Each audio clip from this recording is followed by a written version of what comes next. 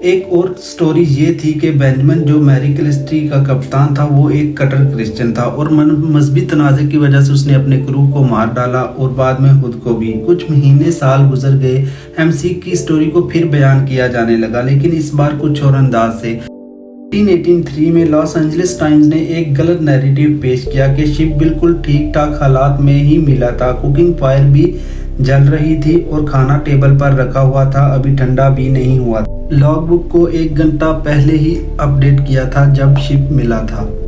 अगले साल Arthur Conan dial, जो कि बाद में शेल्टर होम का ऑथर बनते हैं, इसने लिखा कि ये एक मनगढ़ंत कहानी है, लेकिन एलए टाइम्स पर भी ये स्टोरी प्लेस हुई थी, जिससे जाहिर होता था कि ये कहानी सच्ची है। इस तरह की कहानियों से बहुत मुश्किल हो गया था कि किस नतीजे पर पहुंचा जाए कि शिप पर आखिर हुआ क्या। ये भी हो सकता था कि बिग्स और उसकी फैमिली को एलियंस ले गए हों, क्योंकि पिरामिड्स भी तो आखिर उन्होंने ही बनाए थे।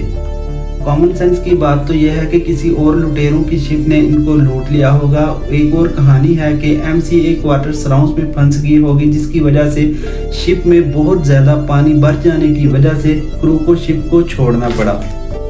कुछ लोग तो ये भी कहने लगे कि सी क्विक यानी पानी में अर्थक्वेक की वजह से बनी हुई टर्मिनल से अल्कोहल बैरल से बाहर निकल आई होगी, जिससे अल्कोहल फ्यूल बना होगा। शायद इसी वजह से कार्गो के हेजिस को खोल दिया गया होगा ताकि कार्गो को हवा लग सके, क्योंकि कार्गो में 9 बैरल्स खाली भी मिले थे। कैप्टन ने अल्कोहल को खतरनाक समझा होगा कि कहीं एक्सप्लोजर ना हो जाए, जिसकी वजह से कैप्टन ब्रिग्स और क्रू लाइफ बोट्स पर शिप से दूर चले गए। लेकिन क्या इस बात की सेंस बनती है, क्योंकि खुले समुद्र में बड़ी शिप पर रहना सेफ होता है बामुकाबला लाइफ बोट्स के। कुछ लोग तो ये कहते हैं कि अगर एक्सप्लोजर ना भी होता तो शिप पर रहना ज्यादा सेफ था और शिप को छोड़ना बेवकूफ़ी थी।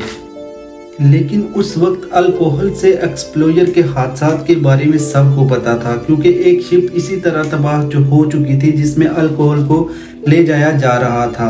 ये भी कहा जाता है कि हाल ही हुए 9 बैरल रेड ओक के बने हुए थे और बाकी सारे बैरल व्हाइट ओक के। असल में रेड ओक एक लकड़ी की किस्म है जिसमें छोटे छोटे से सुराख होते हैं, जिसकी वजह से अल्कोहल इनमें से बाहर गिरी होगी। बाद में ये भी कंफर्म हो गया था कि शिप पर कोई एक्सप्लोजर नहीं हुआ।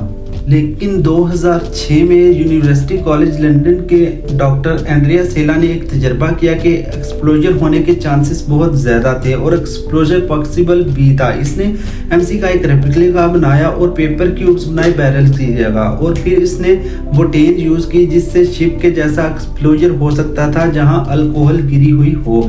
इसने तजर्बे में एक अच्छा खासा धमाका तो किया, लेकिन आग नहीं लगी और ना ही इतना कुछ डैमेज हुआ। एला के मुताबिक बंद जगह पर इकट्ठी हुई गैस से धमाका हो सकता है और अगर ठंडी हवा इसमें मिल जाए तो आग भी लग सकती है। इस तरह ज्यादा चांसेस थे कि कार्गो के हैचेस खुद खुले होंगे और इस डर से जल्दी से सब लोग शिप से बाहर निकल गए होंगे। लेकिन फोरेंसिक रिसर्चर एनी मैग्रेगर के मुताबिक स्टोरी कुछ और ही थी।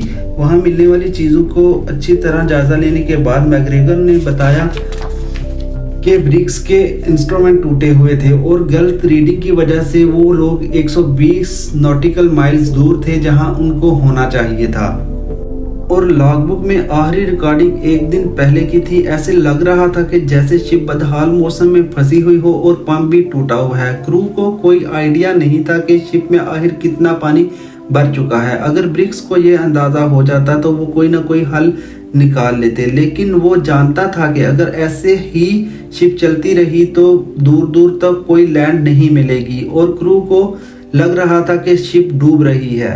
इसलिए बेस्ट ऑप्शन था सांता मारिया लैंड की तरफ जाना। यहाँ बिग्स की गलती ये थी कि वो लॉगबुक भी शिप के अंदर ही छोड़कर भाग गए। अगर शिप आहिस्ता आहिस्ता ही डूब रही थी तो फिर भी बहुत टाइम था लॉगबुक में डिटेल लिखने के लिए।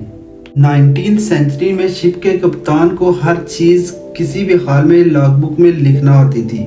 ब्रियाटल के फैसले के बाद शिप को इटली भेज दिया गया, लेकिन उसके बाद न्यूयॉर्क भेजा जाना था। लेकिन एमसी के पहुंचने से पहले ही लोगों को तरह तरह के वाकयात सुनकर इस शिप के साथ कोई नाता नहीं रखना था। आखिरकार ऑनर को घाटा खाकर इस शिप को बेचना पड़ा और न्यू ऑनर के पास जाकर भी शिप ने कोई फायदा ना दिया।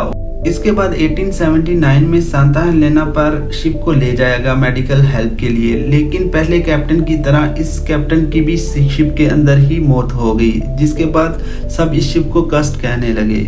इसके 6 साल बाद कैप्टन पार्कर इस शिप को कमांड करता है और वो शिप पर फजूल चीजों का कार्गो भरकर इसका $30,000 का इंश्योरेंस करवाता है और जानबूझकर इस शिप को हाइटी के करीब डुबा देता है। इंश्योरेंस कंपनी के इन्वेस्टिगेशन के बाद पता चलता है कि ये एक साजिश थी इंश्योरेंस की रकम क्लेम करने के लिए। शिप को जानबूझकर डुबोने की सजा मौत थी, लेकिन इसकी खुशकिस्मती थी कि ये उस वक्त बच निकला, लेकिन इसने 3 महीने के बाद खुदकुशी कर ली और इसका एक दोस्त था वो भी पागल हो गया। इस सब का सारा इल्जाम भी मैरी क्लस्टी पर ही आया। उसके बाद इस शिप को कभी चलते हुए नहीं देखा गया और ये आज भी समंदर के किसी किनारे पे मौजूद है।